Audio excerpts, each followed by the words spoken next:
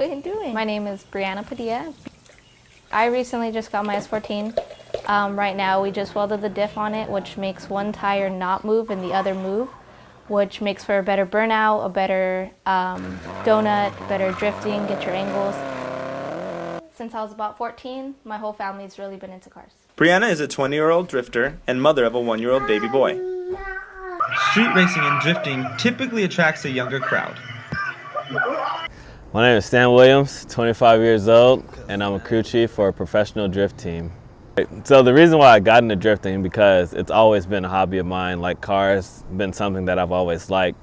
I actually went to school, and when I went to school, there was a group of friends that I got introduced to or that I met, and they were drifters. Drifting is a controlled slide that causes the back end to drift and sends the car spinning.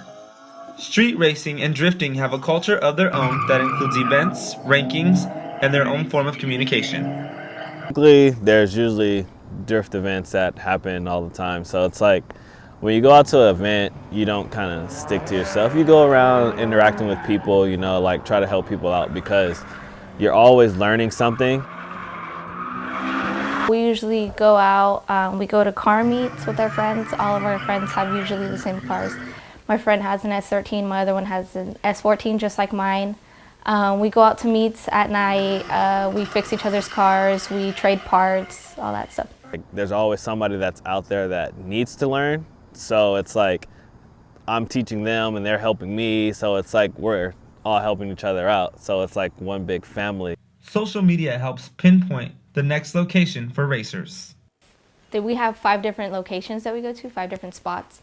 So he'll post on Instagram, everybody meet back up at spot number 2, spot number 3. So that's what we know. There's like different street names, different addresses, and that's how we know where to go. One of the big forms of interaction is social media. So you have Facebook, Twitter, Instagram, Tumblr, all that social media stuff is like one big way to get yourself out there. Social media makes it harder for police to crack down on racing. Social media allows them to communicate so they can stay one step ahead of us. There's a lot of police that make fake Instagram accounts, Facebook accounts that try to get all this information. At race events, racers have tactics to avoid police. We do have walkie-talkies.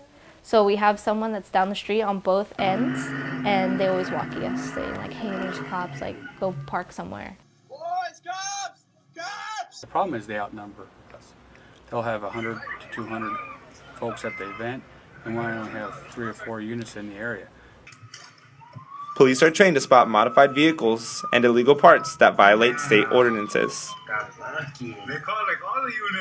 We were training officers on how to identify those and write a citation for that. And the difference between that and a $10 fix-it ticket is if you get one of those citations, you actually have to take it to a referee. Neighboring police stations have given tips to each other to stop racing. My boyfriend's got caught once on actually just driving home. He got caught, he got a ticket for no bumper, headers, and a modified exhaust. Another way police limit racers is by modifying roadways. If you go out on the east side of Ontario, you'll see that there are 15 streets, 15 roadways that have speed humps on them. There's a law now that allows us to impound the car for 30 days, mandatorily, if they're involved in a street race, exhibition of speed, or reckless driving. I had to go down to the police station and get a release form, which was $190, okay? And then go to the impound yard and pay my impound fee. That was like another $1,700 right there. Almost $2,000 just to get my car back. Racing and drifting on the street is not only illegal, but it can be deadly. Obviously, always, never fails that someone ends up crashing.